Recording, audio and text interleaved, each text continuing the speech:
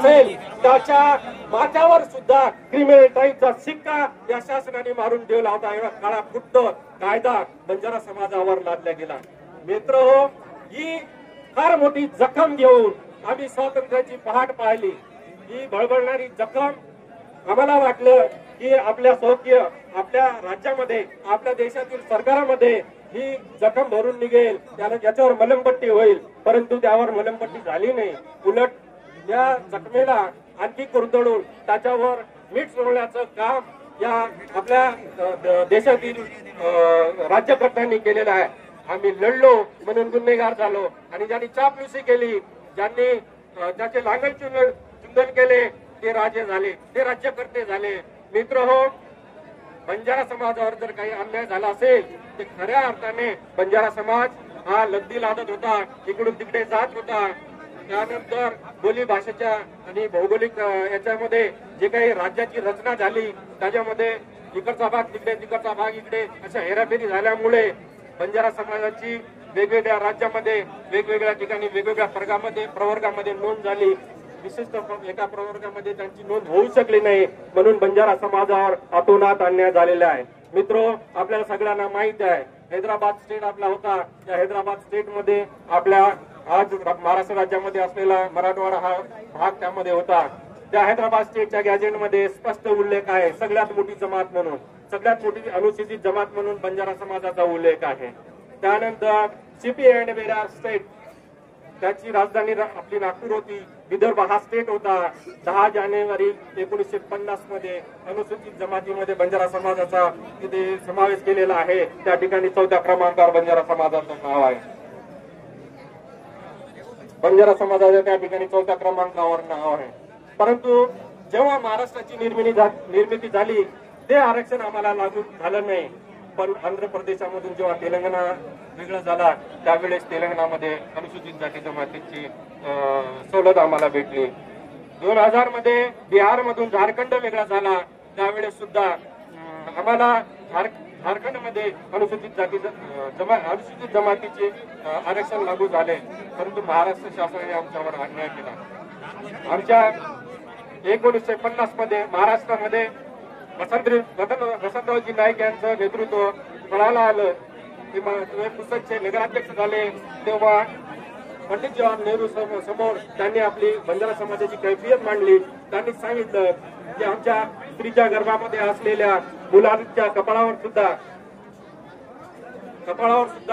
हा जो कलंक लागलेला आहे तो कलंक दूर करण्यात यावा म्हणून 1952 मध्ये पंडित जवाहरलाल नेहरूंनी आम्हाला या कायद्यातून मुक्त केलं आणि नंतर दुर्दैवाने आम्हाला विमुक्त जाती भटक्या जमाती म्हणून घोषित करून आमच्यावर पुन्हा अन्याय झाला. तो हा अन्याय आता पुसून निघावा. आमच्यावरची आता जे काही आतापर्यंत अन्याय झालेले आहे ते अन्याय करण्याची शक्ती आता समाजाची संपलेली आहे. आता यापुढे आमचा समाज अन्याय सहन करू शकत नाही. जर आमचा समाज रस्त्यावर आला तर महाराष्ट्र शासनाला ते महागात पडू शकते. तेव्हा महाराष्ट्र शासनाला विनंती करतो आपण वेळीच त्याची खबरदारी घ्या आणि आमच्या बंजारा समाजाला आमच्या या ज्या महान नेत्यांनी जे काही प्रयत्न केले वसंतरावजी नाईक, रामसिंगजी भानावत आणि संत रामरावजी महाराज त्यांना आदरांजली वाहन करावी. या प्रकारच्या आरक्षण लागू करून अशा प्रकारची शासनाला विनंती करतो आणि जय गौर जय सेवालाल. आणि आमचे सद्गुरू महाराजांनी आंदोलन केलं जनतेवरती ते आमचे रामराव बापू, त्या सर्व संत महंतांना योगदाना मी नमन करतो, नमस्कार करतो. मंडळी, वास्तविक पाहता बंजारा समाज हा शांत आहे आणि शिस्तप्रिय आहे. आतापर्यंत आम्ही वाट बघत होतो की आम्हाला भारत सरकार एसटी मध्ये आरक्षण देईल, परंतु आमच्या सहनशीलतेची यांनी जणू काही वाट लावली. परंतु मराठा समाजाने श्रीमंत आणि मोठ्या प्रकारचा मागण्याच्या प्रकारचा समाज त्या समाजाला हैदराबाद गॅजेटच्या त्यांना ओबीसी मध्ये आरक्षण देण्याचं कबूल केलं. आम्हाला आनंद आहे. आम्हाला कोणाला विरोध करायचा नाही. शिवाय आम्हाला एसटी आरक्षण पाहिजे आणि एसटी बांधवांना सुद्धा त्यांचं आरक्षण त्यांना लागला बसो त्यांच्याविषयी आम्हाला काही बोलायचं नाही. परंतु आम्ही मुळामध्ये आदिवासी आहोत.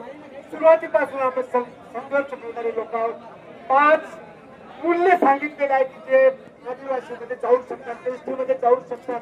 त्यामध्ये पहिली गोष्ट म्हटलेलं आहे की समाज हा गावापासून दूर असलेला असला पाहिजे. बंजारा समाज सगळ्यामध्ये भटकत होता, लढाई करत होता, चोरी करत होता, परिस्थिती तशी होती, इंग्रजाशी 2 हात करत होता, मुघलांशी लढत होता आणि सरतेसाठी हजारो लोकांनी बलिदान दिले शूरवीर आमचा समाज. पण तरी देखील तेव्हा दुसरा काढीने सांगितले जाते की संस्कृती एक असली पाहिजे. पण त्या समाजाची संस्कृती सुद्धा एक आहे, चालीरीती एक आहे, भाषा बोली एक आहे, पेहराव एक आहे. भारतभर एक विनोद आमच्या बंजारा समाजाच्या बाबतीमध्ये भारत सरकारने केलेला आहे. आमच्या तेलंगणामध्ये, आंध्रामध्ये, बिहार आणि झारखंडमध्ये, ओरिसामध्ये आम्ही आदिवासी आहोत. कर्नाटकामध्ये, दिल्लीमध्ये आणि पंजाबमध्ये आम्ही एससी आहोत. आम्ही बौद्ध आहोत त्या ठिकाणी. आणि मला एक सांगायचं आहे की एका ठिकाणी बौद्ध, एका ठिकाणी आम्ही आदिवासी, इथे आम्ही विजयंतीमध्ये आहोत. आणि असं सर्व करत असताना आम्हाला एका कॅटेगरीमध्ये एसटी मध्ये आम्हाला आणा. ज्या अनेक आमचे समाज आहेत, ज्या समाजामध्ये ओबीसी आहेत, त्यांना सुद्धा त्यांचं आरक्षण सुरक्षित राहावं. धनगर समाज आहे, त्यांचं सुद्धा आरक्षण मिळावं. कोणालाही आमचा विरोध नाही, परंतु बंजारा समाजाचा हक्काचा आमच्या आरक्षण आहे. तेव्हा हे वादळ समाजाचं जे उठलेलं आहे, पांढरे वादळ, हे आता थांबणार नाही, संपणार नाही जोपर्यंत बंजारा समाजाला आरक्षण देणार नाही. जय सेवालाल. माता भगिनी भाई बे याडी भनेरो मग हे आरक्षण कृती समिती होती ती जाहीर आभार करूचो व्यक्त करूचो. आणि आता ही कार्यक्रम संपवायचं तेनं शांततेने घर जाणं असं आव्हान करा मारोचं. तोही गडबड न करता कोणतीही अघटित घटना घडत न जावो यासाठी शांततेने राष्ट्रीय बंजारा परिषदेचे तालुका अध्यक्ष सुभाष राठोड, सर्व पदाधिकारी, आमच्या जिल्हा संघटक, आमच्या बहिणी मालाताई राठोड, आम्ही बंजारा समाजाकडून पूर्ण दिग्रस तालुक्याच्या वतीने आज तहसीलदार साहेब यांना निवेदन देण्याचे ठरविले होते. त्यानुसार आज आम्ही हैदराबाद गॅजेटनुसार आरक्षण मागण्यासाठी आम्ही निवेदन दिले आहे. जय शिवालाल.